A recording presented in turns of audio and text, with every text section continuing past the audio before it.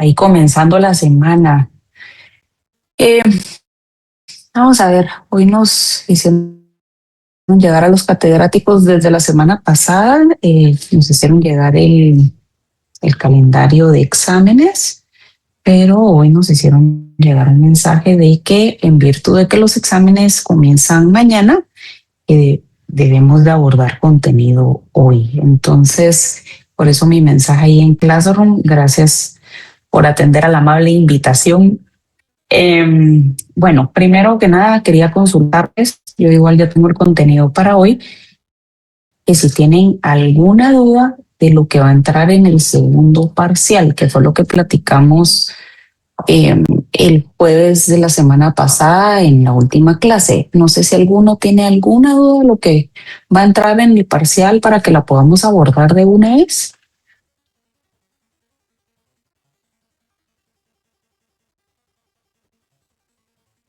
Y Erika, si quiere, abran su micrófono sin pena, no se preocupen. Cuénteme, Erika. Ajá. Tener apagada la cámara es que no estoy en mi casa. Sí, Erika, con mucho gusto. Gracias. De nada. ¿Alguien por ahí que tenga alguna duda? Recordemos que ya les había subido al Classroom el contenido del parcial. No sé si lograron verlo. Vamos a ver. Acá está justo. Ahí pueden ver, ¿verdad? El Classroom. ¿Sí? Nítido, muchísimas gracias.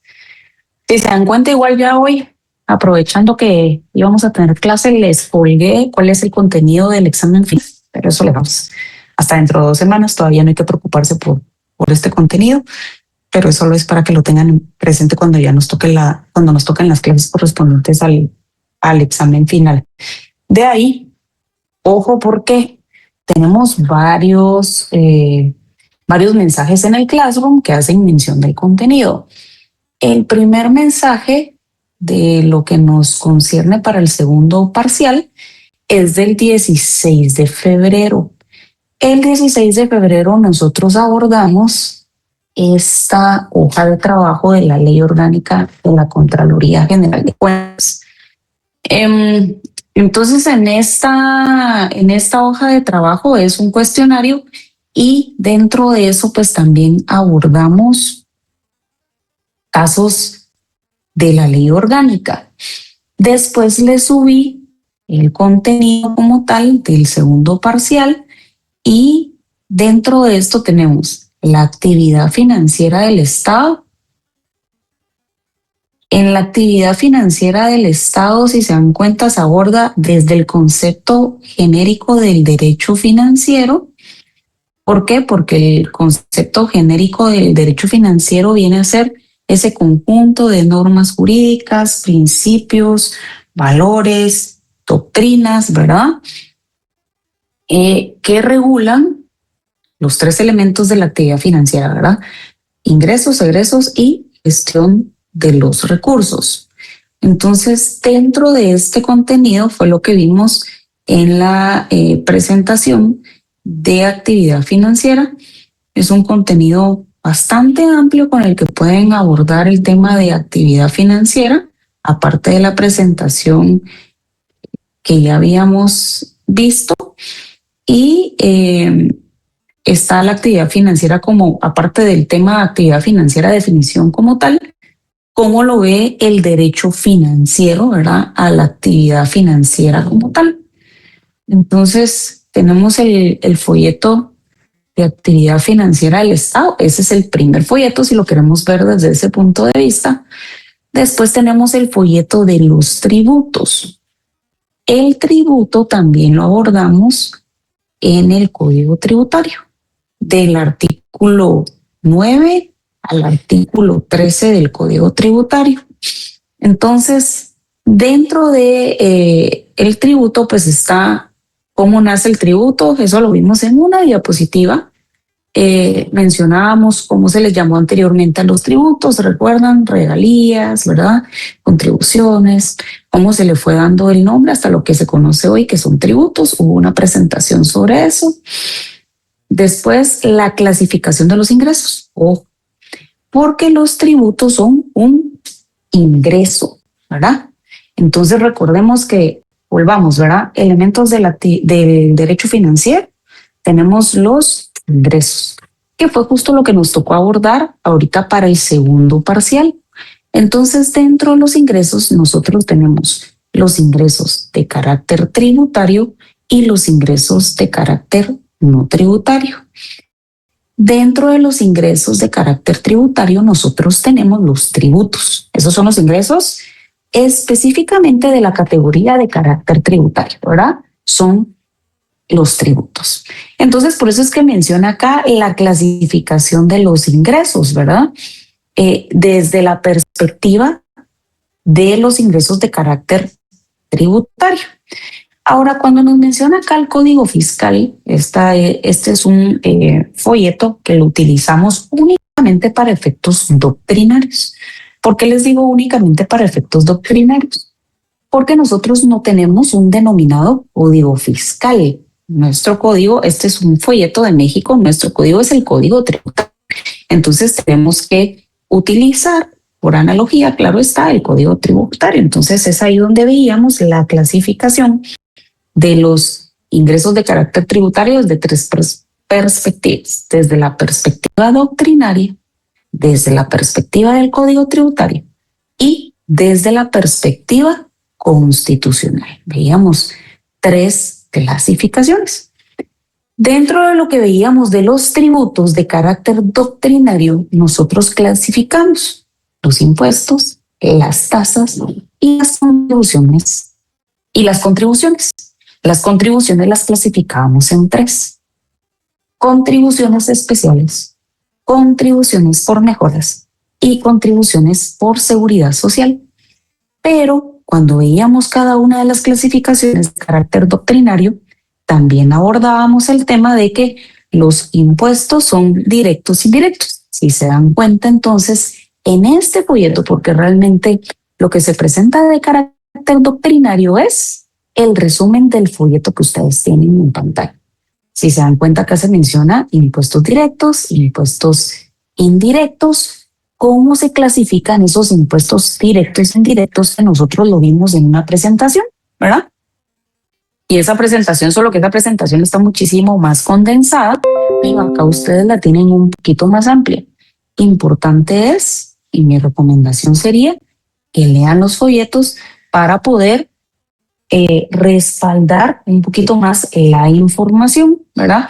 Porque en este examen, seguramente, no lo he hecho todavía, por si tienen duda, todavía no lo he hecho, pero para este parcial seguramente van a entrar un poquito más de preguntas directas.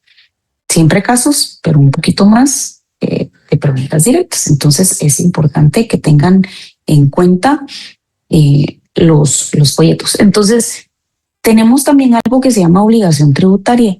Obligación tributaria, resumiéndolo como tal, el concepto es la obligación que tiene la persona, el sujeto pasivo del derecho tributario o de la obligación tributaria del pago de tributo. Es la obligación que tiene el contribuyente para el tributo. Esta obligación tributaria no la vimos en el Código Tributario, solo estamos viendo, solo dentro del folleto se menciona de carácter doctrinario, bueno, cuál es la definición, pero está en el Código Tributario en el artículo 14, ¿verdad? Después de la contribución especial por mejoras, justo en el artículo 14 está la obligación jurídico-tributaria, menciona el Código Tributario. Este es entonces el folleto de los tributos, como les menciono, que ese lo teníamos, este ya lo vimos en una presentación pequeña, pero ahí lo pueden ampliar. Después tenemos los principios del derecho tributario, artículo 239 y 243 de la Constitución, ¿sí? Entonces, dentro de los principios del derecho tributario, igual este folleto, vamos a ver, todos estos folletos los subimos el 16 de marzo. hace casi un mes los tenemos arriba estos folletos. Entonces, dentro de los principios del derecho tributario, nosotros abordamos artículos 239 y 243 constitucionales. Capacidad económica, prohibición de doble o múltiple tributación, progresividad, confiscatoriedad, igualdad, justicia tributaria. Y después, bueno, voy a adelantarme un poquito y regreso al contenido. Luego, como habíamos visto el 26 de febrero, la ley de la Contraloría General de Cuentas, igualmente el 23 de marzo, para añadir un poquito más al tema de la Contraloría General de Cuentas, vimos casos relacionados con la ley de la Contraloría General de Cuentas. Aparte del cuestionario de la ley de la Contraloría General de Cuentas, de darle lectura a algunos de los artículos de la ley de la Contraloría, los más importantes, y vimos algunos casos para poder poner en práctica el conocimiento de la ley de la Contraloría General de Cuentas. Esto el 23 de marzo, ¿verdad? Asimismo, en marzo vimos el cuestionario, sí, los casos y cuestionario, porque tenemos el cuestionario, si se dan cuenta, esta es la de la Contraloría. Tenemos un cuestionario también de la ley de la Superintendencia de Administración Tributaria. Tenemos el cuestionario de la ley de la Superintendencia de Administración Tributaria. ¿Cuándo se subió este cuestionario? Todo lo tenemos en el Classroom. Todo el material que hemos visto, así como los casos, absolutamente todo está en el Classroom. El 5 de abril vimos el cuestionario de la Ley Orgánica de la Superintendencia de Administración Tributaria. Este cuestionario, hay varias cosas importantes dentro de las leyes que vimos para este segundo parcial. Lo más importante es que, si se dieron cuenta, en ambas instituciones, también vimos la ley del presupuesto, pero en la ley de la Contraloría y en la ley de la Superintendencia de Administración Tributaria, en ambas instituciones hay una cabeza, ¿verdad? Tenemos al contralor, pero hay subcontralores. Ojo, porque en la Superintendencia de Administración Tributaria, si bien es cierto, hay un directorio, que ese es el órgano máximo de la superintendencia, existe un superintendente y existen intendentes de áreas dentro de el esquema orgánico de la entidad como tal. Entonces, ese esquema orgánico, recuérdense que nosotros vimos cuál era el proceso para nombrar al contralor, o cuáles eran las calidades, ¿verdad? ¿Cuál era el proceso para nombrar al directorio? Que el directorio está conformado por 3 personas y son 3 titulares y 3 suplentes, ¿verdad? Que salen de diversas instituciones dentro de una nómina, ¿verdad? Entonces, recordemos también que tanto la ley de la Contraloría General de Cuentas, así como la ley de la Superintendencia de Administración Tributaria, tienen algo bien particular, que son los recursos administrativos.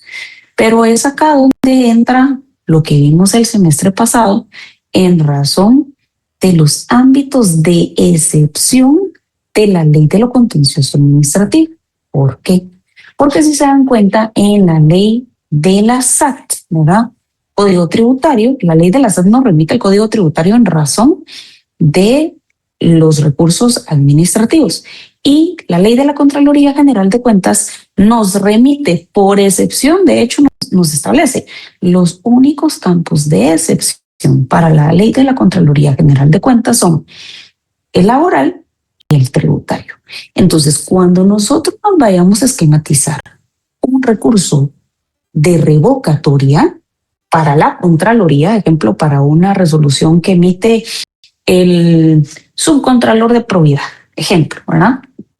Entonces, ustedes interponen un recurso de revocatoria, los plazos son totalmente diferentes para la resolución que emite el intendente, ¿verdad?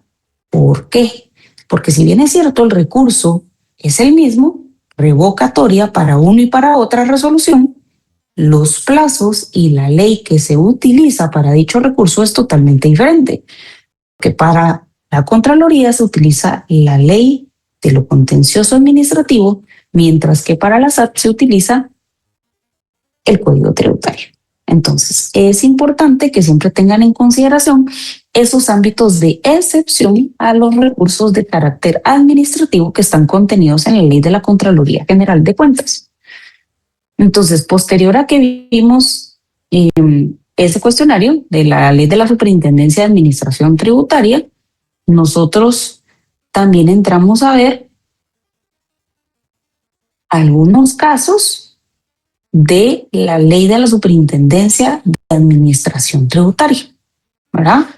Acá teníamos varios casos, teníamos mezclado de la ley de la SAT y de la ley de la Contraloría. Importante que retomen la lectura de todos los casos para que tengan esa trazabilidad y tengan esa ayuda de memoria en razón de los casos.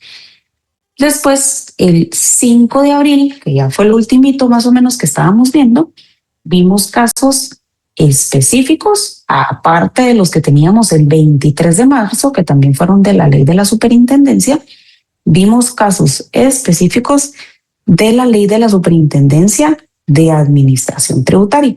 Eso fue el 5 de abril. El 5 de abril fue que se colgó también lo de la ley de la superintendencia de administración tributaria. Y por último, vimos la ley del presupuesto, donde se colocaron dos folletos. Uno del presupuesto del Estado, denominado, y el otro, aspectos básicos del presupuesto de Guatemala, ¿verdad? Si nos vamos a aspectos básicos del presupuesto, si se dan cuenta, se menciona también la normativa que lo ampara, cuál es el proceso del presupuesto. Y nosotros en la clase anterior justo vimos este proceso. De hecho, ustedes hasta se podrían ir al índice del folleto, porque se sacó del folleto, es la presentación última, fue relativa al folleto que ustedes tienen en pantalla, que es aspectos básicos del presupuesto. De hecho, hasta les menciono en el título de aspectos básicos del presupuesto, se menciona de la 1 a la 40, si se dan cuenta, entre paréntesis. Son las hojas que se deben de leer de este folleto. Entonces, ¿por qué es de la 1 a la 40? Porque dentro de este folleto se aborda qué es el presupuesto, que lo vimos en una presentación, que fue en la presentación pasada, cuáles son las normas que rigen el presupuesto, cómo se elabora el presupuesto y el proceso del presupuesto. ¿Por qué? Porque ese es el contenido hasta el segundo parcial. Diferente es lo que les había comentado la clase anterior, que íbamos a ver para el examen final el proceso per se de la creación de la norma del presupuesto, de la aprobación del presupuesto como tal, porque veíamos en la última clase que hay un plazo para la presentación del presupuesto y hay un plazo para la aprobación del presupuesto, y que ese presupuesto, si no se aprueba dentro del plazo establecido dentro de la norma, entonces entra a regir el presupuesto del año anterior. Entonces, en este folleto del presupuesto, si bien es cierto, lo tenemos contenido en una presentación, que es la última presentación, en este folleto hay que leer de la 1 a la 40 únicamente. Y por último tuvimos, vamos a ver, bueno, sí, solo la presentación del presupuesto y teníamos el esquema de que ya entra para el final de la creación del presupuesto. Hasta acá alguien, y sí, hasta ahí nos quedamos. Y aquí está el resumen el 9 de abril de qué es lo que entra para el segundo parcial. Ahorita que hicimos como el repaso de lo que entra para el segundo parcial. ¿Hasta acá alguien tiene alguna consulta? Abra su micrófono si alguien tiene alguna consulta, sin pena.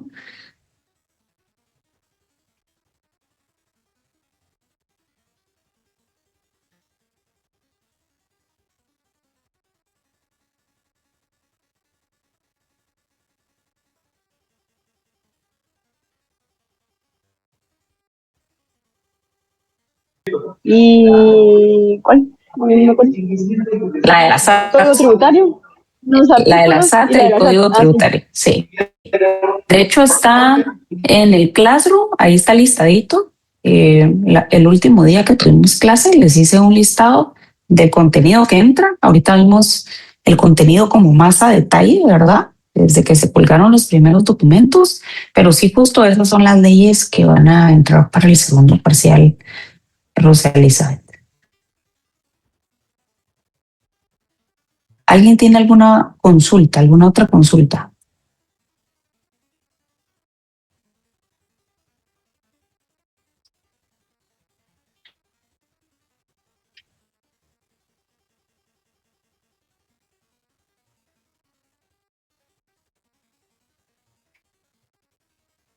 Vamos a ver. Dentro de lo que debemos abordar está el tema del gasto público. Entonces, en este tema del gasto público como tal, si se dan cuenta, volvemos, ¿verdad? Los conceptos que nosotros justo tenemos desde el inicio. Ingresos, egresos y gestión de los recursos. El gasto público es un sinónimo de egresos públicos, así se le denomina también al gasto público. El gasto es un egreso, ¿sí? Es toda salida de dinero que haya dentro del presupuesto. ¿Cuál es el concepto de gasto público? Por eso se menciona, el gasto es una erogación, es una salida de dinero. Los gastos públicos son las erogaciones dinerarias que realiza el Estado en virtud de ley para cumplir sus funciones consistentes en la satisfacción de necesidades públicas. Si regresamos a los ingresos y al tema de la última clase, ¿verdad? ¿Cómo es que el Estado proyecta en qué va a gastar? Dayana Rabarik.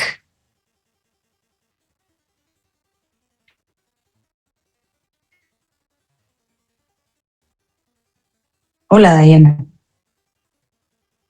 Por ejemplo, el Estado puede ser en deuda pública o también en cuestiones de arrendamiento de edificios, o sea, que hay varias instituciones del Estado que no son en sí propias, no tienen un gasto.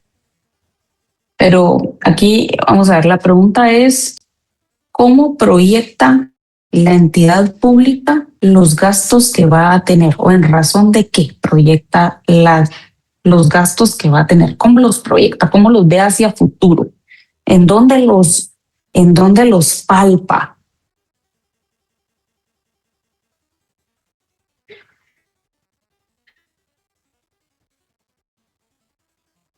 Eric Orozco.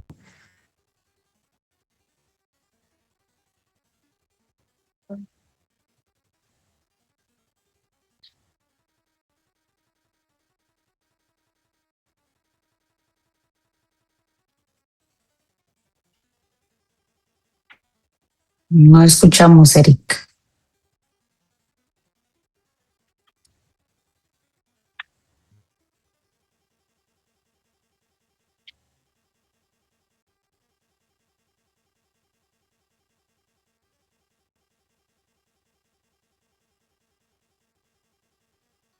No, Eric, no se escucha.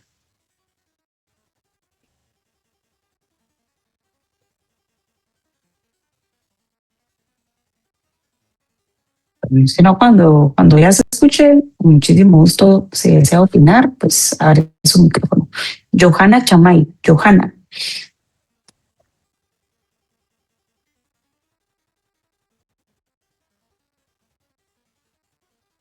Ok, excelente en el presupuesto. Ahora bien, el presupuesto, ¿cuál es el periodo en el que... Sí, Eric, sí te escucho. Ok. A ver, Eric, ya que Johanna nos hizo el aporte de que en el presupuesto, la siguiente pregunta iba a ser, ¿cuál es el periodo del presupuesto? ¿En qué rige ese presupuesto? El periodo del presupuesto es de un año. Un año, ajá.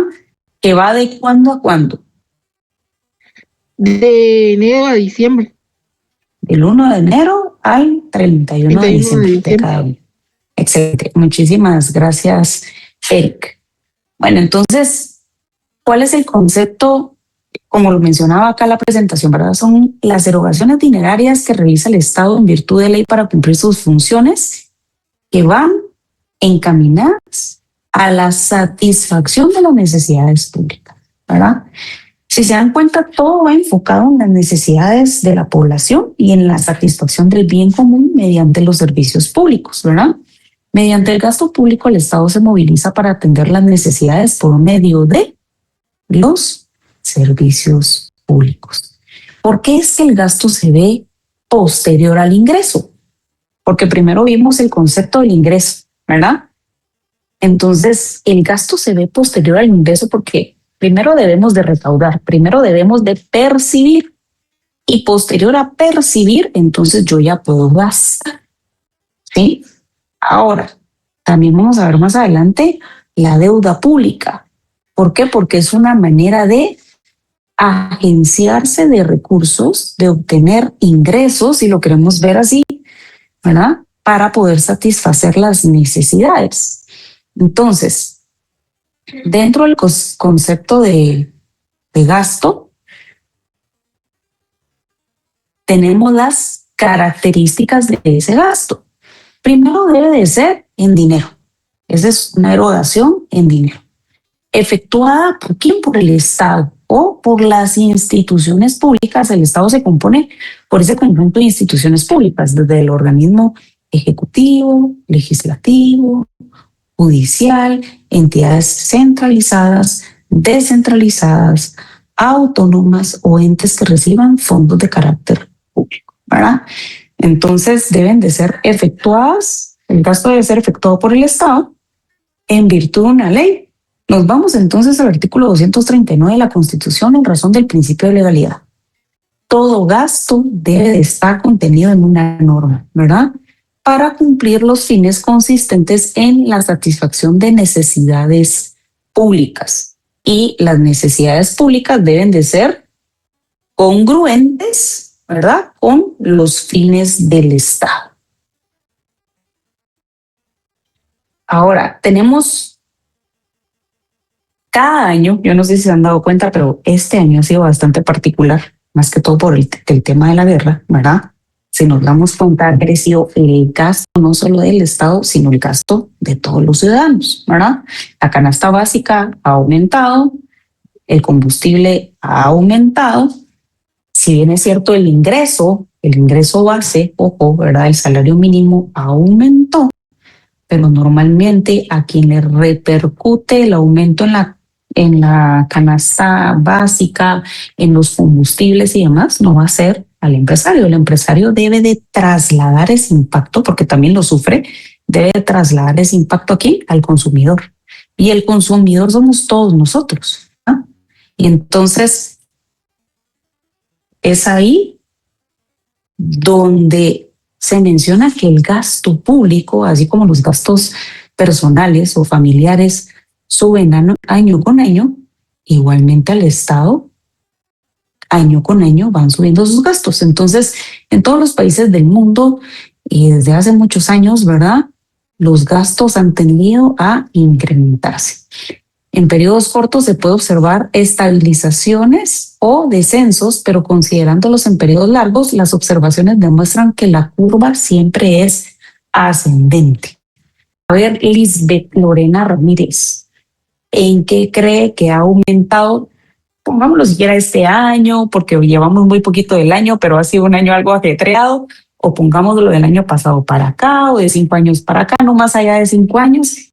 ¿En qué considera que han aumentado? No solo sus gastos o el gasto familiar o el gasto, si lo quiere ver así, a nivel poblacional, así como el impacto en el Estado.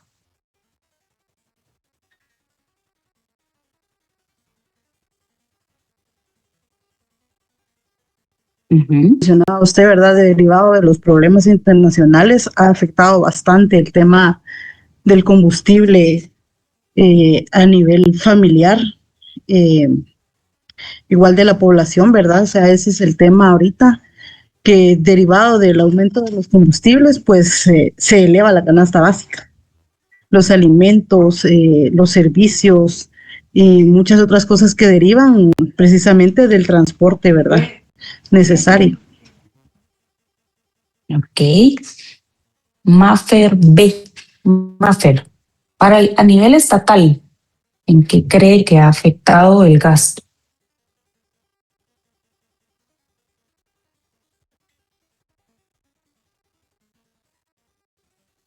Sí, a nivel del Estado, ejemplo, ¿en qué ve usted que el Estado ha tenido que elevar sus costos? ¿En qué se le ha elevado el costo al Estado?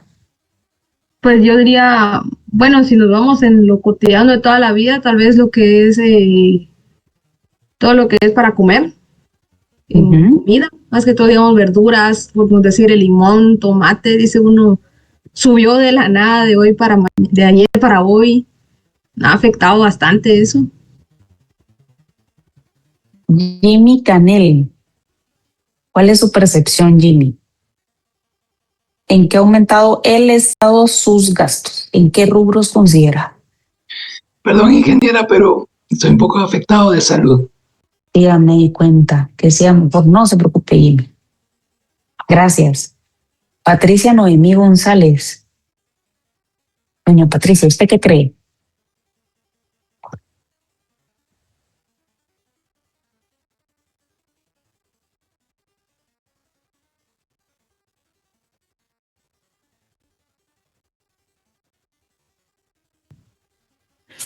El presupuesto sí lo han, este ha sido un tema que ahí en el Congreso lo han dicho tanto que siempre se ha crecido el presupuesto del gobierno, pero no sé, tal vez por las carreteras que están en mal estado y como decía, la gasolina también puede ser. Y no sé, algo así. Gracias, Flori Portillo.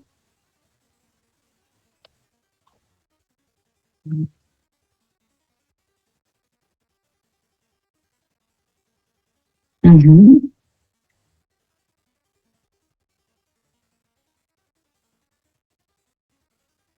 Mucha gripe, mucho virus y está lo del sarampión, hay mucha enfermedad, entonces pienso que también la medicina, los medicamentos. O sea, ¿el Estado usted cree que ha gastado más en medicamentos? A nivel personal y a nivel estatal, porque los hospitales se han tenido que abastecer. He estado escuchando que la pandemia, la viruela, creo que es el sarampión, perdón, que se están preparando y por tanto virus, como le decía, la gripe, hay gente bien enferma, porque no es una gripe cualquiera la que está dando en estos momentos. Entonces, eso que ahí se ha estado invirtiendo.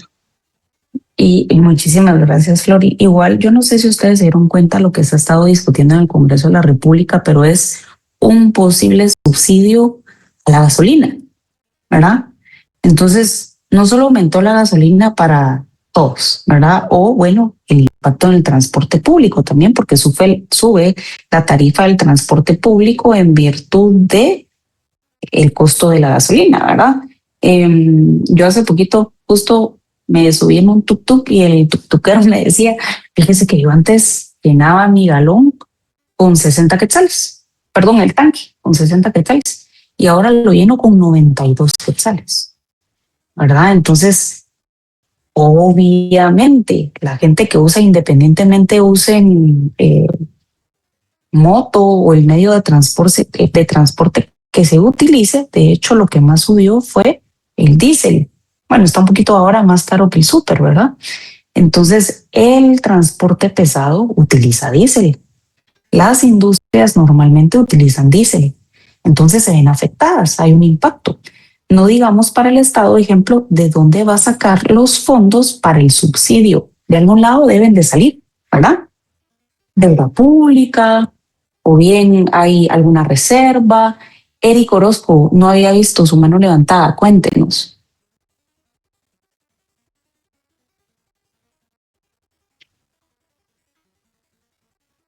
Que como guatemaltecos estemos pagando por las decisiones de un orangután anaranjado y que muchas veces no se le recrimina realmente a los responsables de esta guerra que están en Washington. Solamente gracias. Gracias, Eric. Yo creo que a nivel mundial el impacto es para todos, ¿verdad? Y no digamos a aquellas personas que desafortunadamente están en los países o en los territorios que están siendo atacados. Me imagino que debe ser un impacto desastroso. Pero muchísimas gracias ahí por el aporte, Eric. Entonces, no solo es un impacto, ¿verdad?, para el ciudadano, sino es un impacto a nivel Estado, a nivel gobierno, a nivel país, ¿verdad? Johanna, Eugenia, si quieren abran su micrófono, que a veces, como tengo la doble pantalla, a veces no me fijo. Lina, si fuera aquí en Guatemala, si sería aquí en Guatemala, fíjese que estaba viendo yo por ahí, ¿verdad? Que en los políticos gasta demasiado efectivo el gobierno. Aparte en infraestructura, como por decirlo en las escuelas y lo que dijo la compañera, en hospitales. Pero fíjese que realmente en hospitales uno se puede dar cuenta que realmente no están dando el presupuesto como debería de ser. Yo que tengo un enfermo, yo le puedo decir y le puedo asegurar que no está el medicamento tal y como ellos dicen, ¿verdad? Pero no sé. Eso sería mi comentario, Lida. Gracias, Johanna, por el aporte. ¿Alguien más que tenga algún aporte?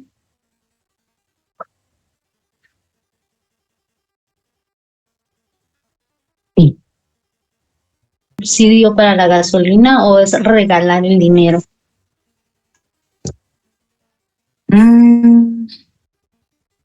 Si se administra de manera adecuada, creo que puede ser algo positivo. Todo está en la administración y en la transparencia con que se utilicen los fondos, en todos lados, ¿verdad? Ejemplo, no sé quién hizo el comentario, pero ejemplo que tengamos un hijo, ¿verdad? Independientemente sea varón o sea mujer, que tengamos un hijo. Y entonces usted viene y su hijo le dice, fíjate que necesito 100 quetzales porque en la universidad me pidieron unas copias. Y puede hacer que las copias cuesten 50 quetzales, ¿verdad? Y entonces, ¿qué sucede con los otros 50? O que sea un hijo muy, la palabra tal vez no es la adecuada, pero muy cabal, ¿verdad? Y que le diga a la mamá, fíjate que justo son 50 quetzales con 25 centavos lo que necesito, ¿verdad? Entonces, yo creo que todo está en la transparencia y en la correcta administración. Hacia ahí iría mi comentario, más allá de crear una polémica que bueno, que todos los días vemos en las noticias, pues en ocasiones desafortunadamente el mal uso de los recursos o que hay intereses, ¿verdad? Entonces, si se logran ejecutar de manera transparente y de manera correcta según las necesidades, creo que para poderlo hacer debiera haber un estudio previamente económico de la necesidad real y del costo de esa necesidad y cuál va a ser el impacto en el costo de esa necesidad. Porque, ejemplo, yo le puedo decir, bueno, voy a subsidiar, ejemplo, el subsidio a la energía eléctrica, ¿verdad? Entonces, pero ¿cuántas personas se impactan de eso? Estas personas, ¿cuál es su rango de ingreso? ¿Sí? O bien, ¿realmente todo el subsidio va directamente para esto? Entonces creo que debiera hacerse una evaluación, es más económica que moral, para ver realmente que existe la necesidad y que la ejecución sea la correcta. Hacia ahí creo que iría mi comentario. Más, pregunto yo, ¿verdad? Bajándole algún impuesto o acomodando algún impuesto para evitar ese subsidio. Perdón mis dudas. Uy, depende, porque mire, pues es que es bien complejo, porque ojo, de los impuestos, si lo quiere ver así, captamos ingresos, ¿verdad? De hecho, el impuesto que más genera a nivel tributario es el IVA. Supóngase. Bueno, y se ha mencionado también que el 28% de los empresarios son los que tributan a SAT, los que contribuyen según un régimen tributario como tal. De ahí hay mucha economía informal. Entonces, ojo, porque todo lo que tiene que ver con los impuestos, con los tributos y demás, es un ingreso, ¿verdad? Entonces, ¿qué sucede? Usted disminuye una fuente de ingreso, ¿sí? Pero ¿de dónde obtiene ese recurso que está disminuyendo? Porque, ejemplo, ahorita que derogaron el 2 de abril, creo que hice el comentario en la clase anterior, pero pues si no lo sabían, es importante que lo tomen en consideración. Se derogó el impuesto de herencia, legados y donaciones. Dentro de las noticias, si era algo que se veía venir, ¿verdad? Ejemplo, DICABI tiene un departamento de legados y donaciones, de herencia, legados y donaciones, más o menos como de 36 personas. Esas 36 personas seguramente o las van a trasladar o las van a despedir o algo va a suceder. ¿Por qué? Porque ese departamento, si lo queremos ver así, que hacía la liquidación del impuesto, ya no hay necesidad de que se haga porque es un paso que obviaron. Eso es una. Dos, a nivel estatal, habría que ver qué porcentaje generaba ese impuesto de los ingresos. Ejemplo, que sea un 1%, pero un 1% para el nivel estatal es bastante alto, pero un 0.5, yo no sé. Eso lo vamos a dejar de percibir. ¿Cómo lo vamos ahora a recuperar? Si se da cuenta las municipalidades, ¿qué es lo que hacen? Porque ellos reciben el IUSI, ¿verdad? Entonces, a las propiedades de hace muchísimos años, lo que hacen es hacerles un autoavalúo, un avalúo de oficio, para subir el valor de la matrícula fiscal y con eso generar de que estén más o menos al costo que debieran de estar, al precio que debieran de estar los bienes en el DICABI y por ende que impacte de manera directa en el recaudo del IUSI, que es el arbitrio o la tasa directa que tiene el recaudo de la municipalidad. Entonces, ahí es de evaluar porque es lo mismo que nos sucede a nivel personal. Supóngase que usted tuviera 2 trabajos, ¿verdad? O 2 maneras de ingreso. Uno es su trabajo, ejemplo, y yo no sé, me voy a inventar, ¿verdad, Flori? Usted tiene un esposo en el extranjero, en Estados Unidos, y le manda remesas. Entonces, de las remesas que le manda a su esposo, usted genera un 40%, ejemplo, o de una renta. Usted tiene un bien y entonces renta el bien y le genera una renta. ¿Qué sucede si en determinado momento se queda sin uno de sus ingresos? Usted tuviera que entonces readecuar toda la estructura de sus gastos, ¿verdad? Entonces, sí, pero hay que evaluar la repercusión económica. Todo, al final de cuentas, todas las decisiones son de carácter financiero.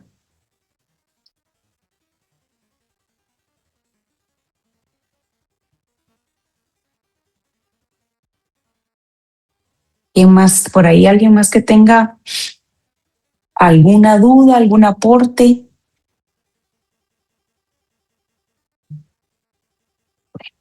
Entonces tenemos 3 causales por las que puede determinarse el aumento. Hay causas aparentes, causas relativas del aumento del gasto público y hay causas reales, ¿verdad? Entonces, veamos cuáles son las causas aparentes. La devaluación de la moneda, la variación de la moneda, ¿verdad? Entonces, la depreciación del signo monetario es un fenómeno observable en la generalidad de los países. Esta depreciación obliga a armonizar las cifras, puesto que de lo contrario las conclusiones serían equivocadas. La evolución de las reglas presupuestarias. La adopción de ciertos principios de derecho presupuestario han llevado a modificar las formas de computar las erogaciones y esto puede dar lugar a un incremento aparente del gasto. Tenemos las causas relativas. ¿Qué sucede si nosotros teníamos un hijo y después nos casamos con alguien que tiene 3, ¿verdad?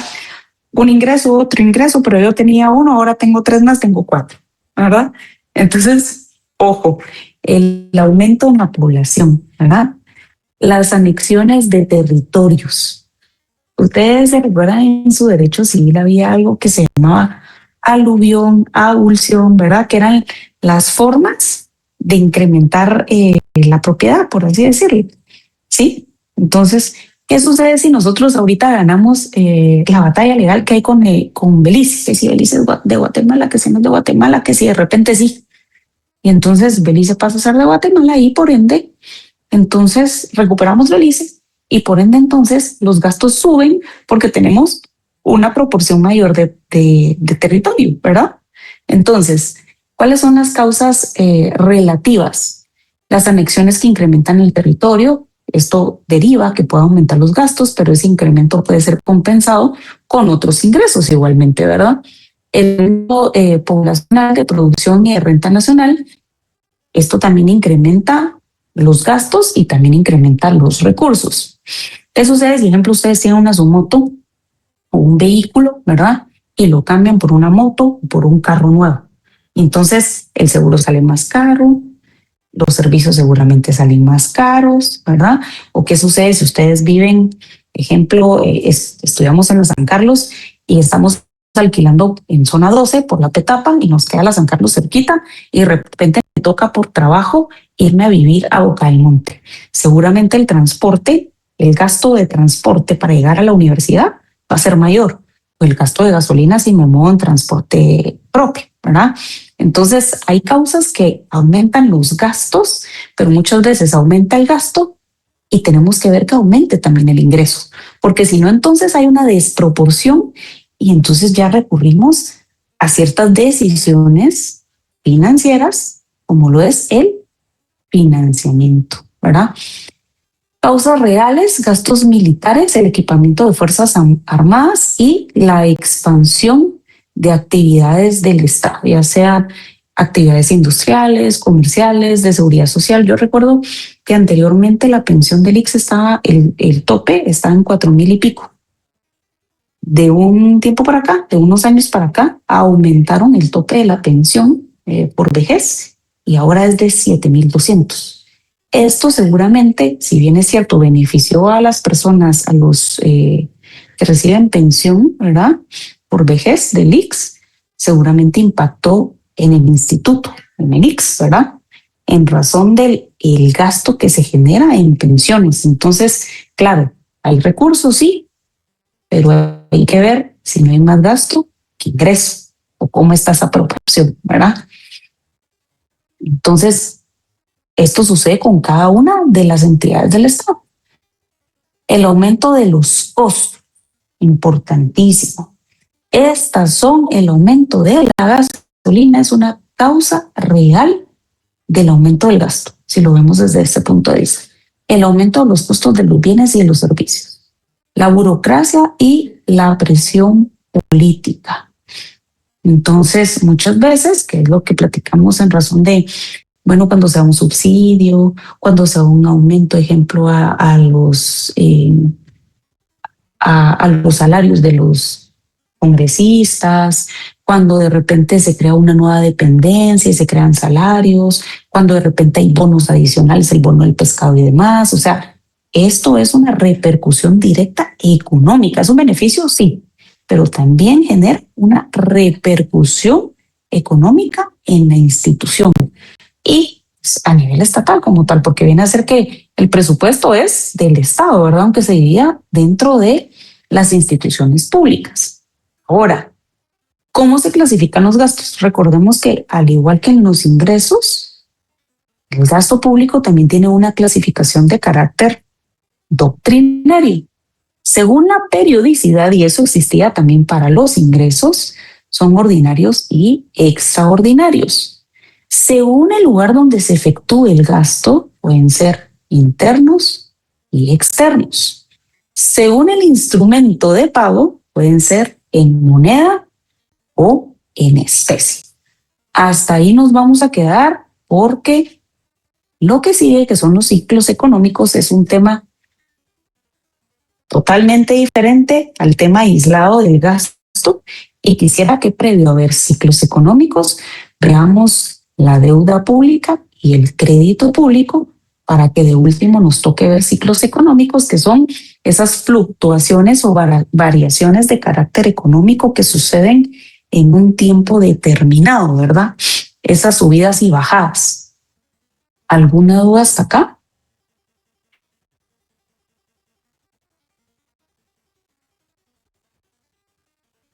Bueno, ¿con qué comienzan exámenes ustedes?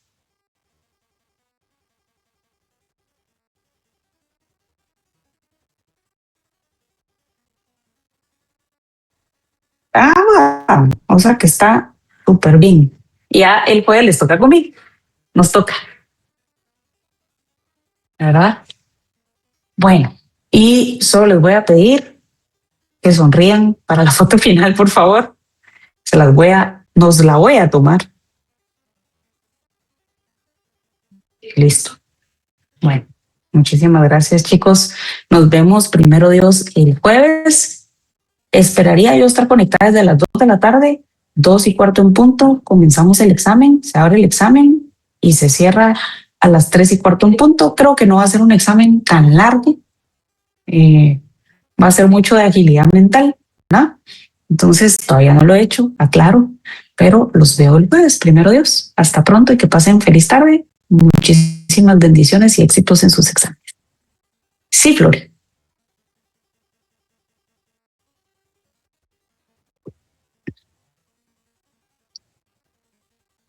Yo les voy a mandar un Word, entonces lo ideal sería que ustedes respondan de una vez en la compu en Word y me lo envían tanto por Classroom, en la misma plataforma, y por correo.